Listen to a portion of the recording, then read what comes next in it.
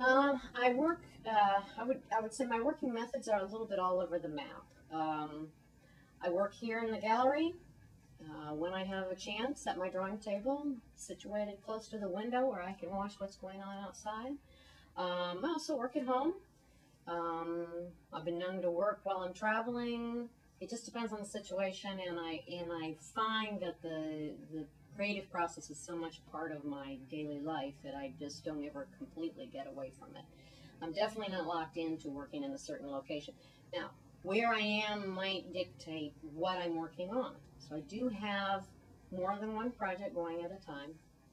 And because over the years I've tried to set up some different challenges for myself, I try to take different approaches to working. For example, my larger pieces tend to be traditional, dry, colored pencil layering, built, one meticulous layer after another. Those are very time consuming. I've been known to take work on something off and on for as much as a year on those larger pieces.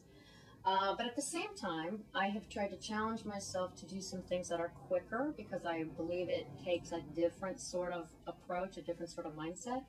And those things tend to be smaller. They tend to be more in the 4 by 6 inches up to maybe 9 by 12 inch range. And those are very portable. I can do those pretty much anywhere. And those are often a combination of watercolor pencil and colored pencil. I would not consider myself a good watercolorist, but I do like some of the effects that can be gotten through the watercolor. So the watercolor pencil is kind of a good compromise medium for me because I can achieve some of those effects without feeling like I'm working with some material I know nothing about. Do you work on more than one piece at a time? I do.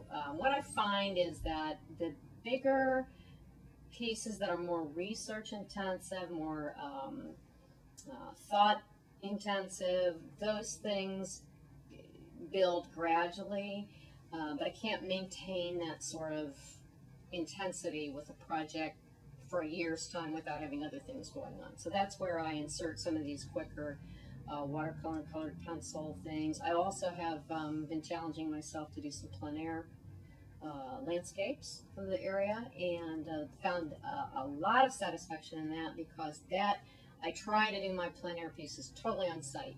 So I just have to make my decisions quickly, whether it's color or design or composition, they got to be on the spot.